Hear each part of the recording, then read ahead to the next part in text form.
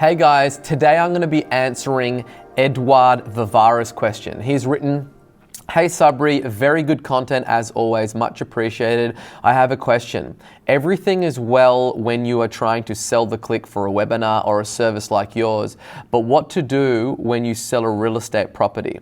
Any tips on how to improve this headline would be much appreciated. The top 3 most desirable things for Australians when buying a home this year. What people in Melbourne want." All right, Edward.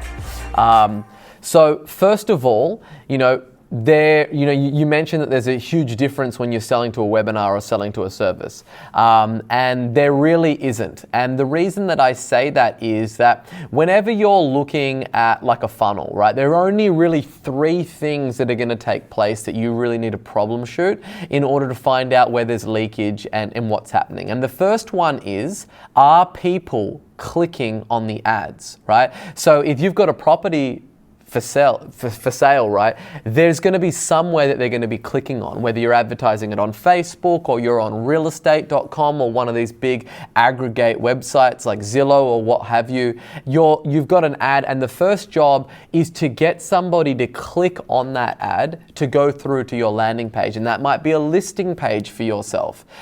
So that's the very first thing. Like, am I getting a good amount of people clicking on this?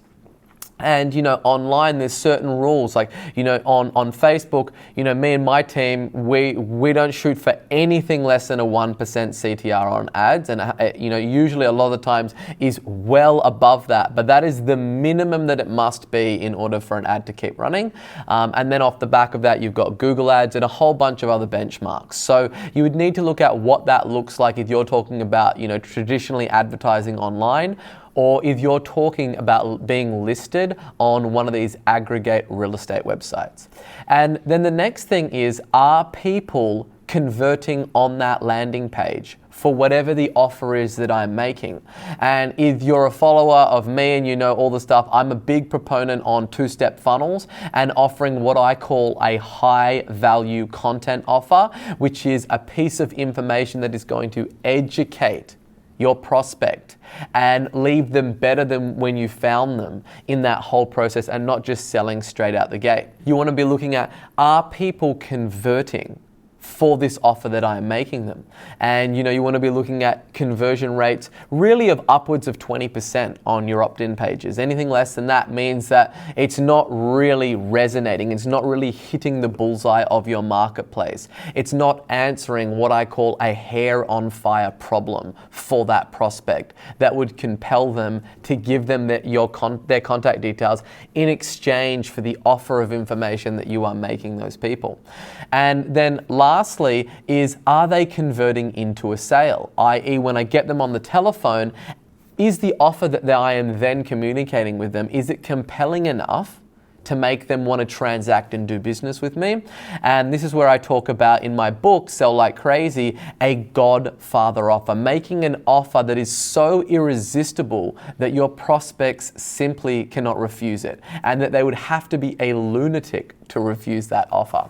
So, in terms of looking at your title, let's take a look at this. It's called the top 3 most desirable things for Australians when buying a new home this year. What people in Melbourne want, right? This is very vague and it is very vanilla. And there's lots of different ways that we can tune this little puppy up. Because, you need to really think about the buyer and, someone that you've written what people in Melbourne want. Well, a buyer for a house in Toorak in Melbourne is dramatically different from a buyer of a house in Dandenong, right? And if you need to really kind of zero in, where are you listing homes? Like, if you're a listing agent, where do you sell homes, right? And that's the thing that you then want to make it really targeted to the people that you're servicing, and making that offer very specific, right? So if you're selling homes in Toorak, then you should probably have that, right, in your title. And even if we took the title of your high value content offer and we changed that out, like the 3 most desirable things for Toorak residents to know when they buy a home, right? That's still not good, but it's a lot better than what you've got here. So, you need to think about, well, what is it that people want in this market? And obviously there's two different ways to segment out this market, is buyers and sellers, right? So let's just say that you're going after the seller market and that you're looking for people that want to list their houses with you. What is the very first thing that someone is going to want to know when listing their house? How much is my property worth, right? And this is where most real estate agents will send out a piece of direct mail with them wearing, some cheap suit and just announcing that they're there. Then they might have some resemblance of an offer by saying like, get a free property appraisal, right? And most people might look at that and go, yeah, that's an awesome offer, Sabri, because that is really answering the question that everyone wants to know. It is to some extent, but it's also a very threatening offer to have, a pushy real estate agent come to your house. You have to tee up a time with them and they're going to follow up and push you into selling and all of the stuff that is associated with real estate agents, right?